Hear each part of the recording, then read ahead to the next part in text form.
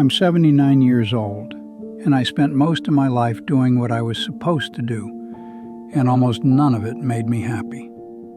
For a long time, I thought I knew what I wanted. That's the part that still surprises me. I wasn't confused about what I wanted. I was sure. I wanted stability. I wanted progress.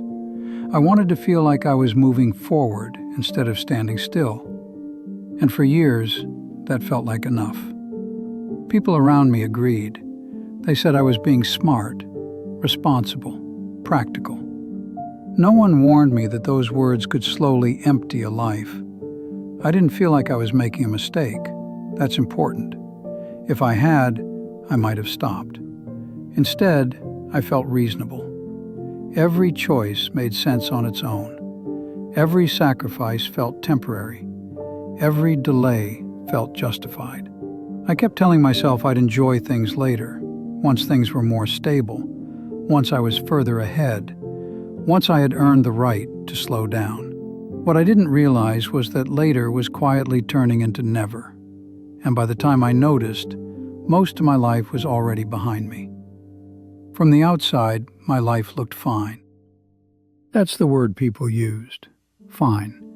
I had work that paid the bills, a routine that made sense, responsibilities that kept me busy. I woke up early. I showed up when I was supposed to. I did what needed to be done, even when I didn't feel like it. People trusted me. They relied on me. Some of them even admired me. And I took that seriously. Because when the world rewards you, you assume you must be doing something right. I wasn't chasing excess. I wasn't reckless. I wasn't lost. I was careful. Careful with money. Careful with decisions. Careful not to disappoint anyone. I told myself that was maturity, and maybe it was. But it came with a cost I didn't see at the time. I learned how to be useful before I learned how to be honest with myself. Most days, I felt occupied. That's the best word for it. Not joyful, not miserable, just occupied. There was always something that needed attention, always a reason to postpone what I felt, always a future version of myself who would have more time. Whenever a question surfaced, a quiet one, nothing dramatic, I pushed it aside. Questions slow you down, and slowing down felt dangerous. So I kept moving, forward, productive, respectable. I thought that if I kept doing the right things long enough, something inside me would eventually catch up. It never did. Somewhere along the way, I stopped making real decisions. Not because I didn't care, but because everything was already decided. Once your life is moving fast enough, you don't need to choose much anymore. You wake up, you go where you're expected, you handle what's in front of you. Momentum takes over. Days start to repeat themselves. Not exactly the same, just similar enough that they blur together. I told myself this was stability, that this was what building a life looked like. But looking back, it feels more like I had put myself on standby. I ate meals while thinking about what came next. I listened to people while planning my response. I rested only enough to keep going. I kept telling myself I was being responsible, that enjoyment could wait, that meaning would arrive once things were settled. Later became a promise I kept renewing. And promises like that are dangerous, because no one ever breaks them on purpose. The strange thing is, I didn't feel trapped. That's what I want you to understand. I felt normal, functional, capable, needed. I thought this was just adulthood. I didn't realize that normal can quietly cost you everything that matters. The first crack didn't come from disaster.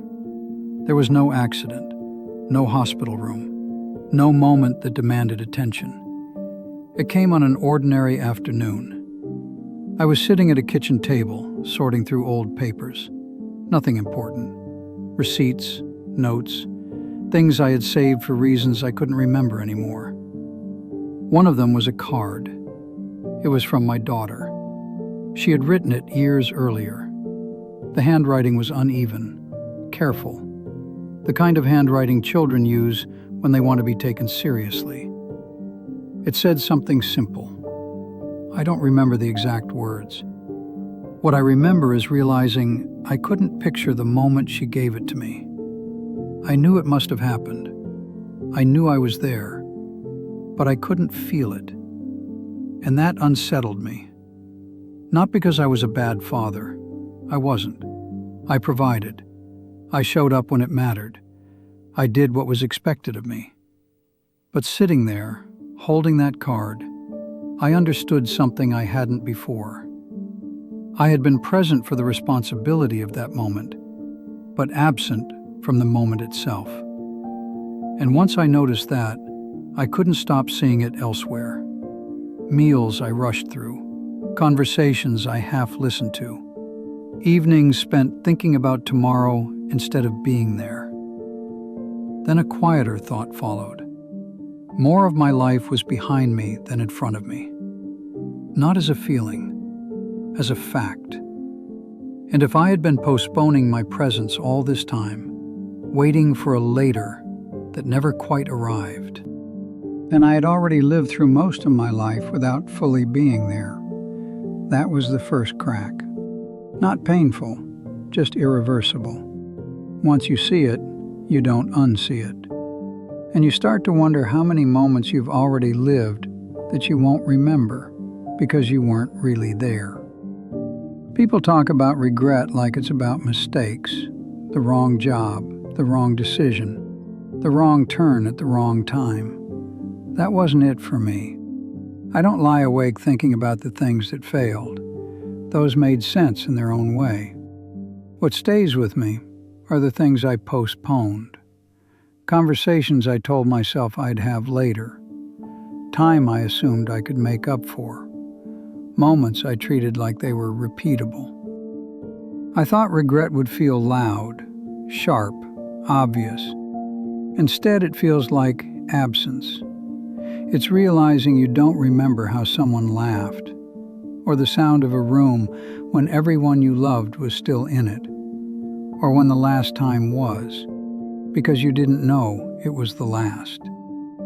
I postponed presence more than anything else. I postponed calling people back, postponed saying what mattered, postponed being still long enough to feel where I actually was. And the reason regret hurts isn't because you did something wrong. It's because you were there and not there at the same time. That's the part no one warns you about. You don't regret the risks you took and lost. You regret the moments you were given and treated like they'd come again. I understood this more clearly when I watched someone else reach the end of their life. He wasn't famous, wasn't extraordinary, just someone I had known for years. At his funeral, people spoke softly. Not about his work, not about his achievements. They talked about small things. How he used to pause before answering questions. How he always meant to travel, but never did. How he was always busy. His wife sat in the front row, quiet. Later, she said something that stayed with me. She said, "He loved us. I know that. I just wish he had been around more, even when he was home." There was no anger in her voice, just acceptance. That's what unsettled me the most. No one was blaming him. No one was accusing him. But there were things that would now never happen. Conversations that would never be finished.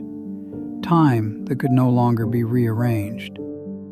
Watching that, I realized something uncomfortable. This is how it ends for most people. Not with regret shouted out loud, but with quiet understanding from those left behind. They don't say, "He chose wrong." They say, "He was always planning to slow down." And that's when it became impossible for me to ignore. Because I'd been saying the same thing for most of my life. People talk about death in dramatic terms. I don't think about it that way. What changed for me wasn't fear, it was clarity. When you're young, time feels generous, expandable, forgiving. You assume you'll notice when it starts running out. You don't. There's no signal, no warning. 1 year looks like the next. And then suddenly, years feel shorter. Not because they are, but because there are fewer of them. That's when time stops feeling like something you use and starts feeling like something you're spending. And once you see it that way, every moment carries a quiet weight. Not pressure, just truth. You understand that not everything can be postponed, that not everything waits patiently for you to be ready. Some things only happen when you're paying attention. And if you're not there when they pass, they don't come back to check. People expect a story of transformation here. There isn't one. I didn't leave everything behind. I didn't reinvent myself. Life didn't suddenly become meaningful every day. What changed was simpler than that. I stopped treating my time like it was flexible. I listened longer. I spoke slower. I stayed when my instinct was to rush. I noticed when I was mentally somewhere else and brought myself back. Not perfectly, just honestly. I stopped assuming I'd always get another chance to say what mattered, or to be there when someone needed me. Some days are still ordinary, but I'm there for them now, and that makes a difference you can't explain until you've lived without it. You don't need more time to live differently. You just need to realize that the time you have is already limited. I want you to think about something for a moment. Not the things you've done, not the plans you've made, just the hours you spend each day. Who gets them? Who sees the best parts of you? Your attention, your care, your presence. And what are you postponing right now, assuming you'll have time later? The truth is, time doesn't wait. It's not rushing, it's just moving. And most of us aren't paying attention. You might not notice the cracks yet. You might still feel normal, functional, capable. But I can promise you this, there are moments slipping past you that you will never get back. The question is, how many of them are worth letting go unnoticed? If I could speak to myself at 30, I don't know that I'd be listened to, but I'd say it anyway. Stop assuming the future owes you presence. Stop believing that being responsible is the same as being alive. Stop waiting to feel ready to pay attention. The things you think can wait, conversations, dinners, quiet afternoons, time with people you love, they rarely come back. Don't confuse movement with progress. Don't confuse busyness with life. And most of all, don't treat your own presence as optional. I wouldn't say it like a command. I'd say it reluctantly, like a warning I didn't fully heed myself. Because it's only when you've lost enough time that you realize what really mattered. And by then, it's mostly too late. So now I leave you with this. When the hours of your life are passing, how will you spend them? Will you notice, or let them slip quietly, like I did for decades?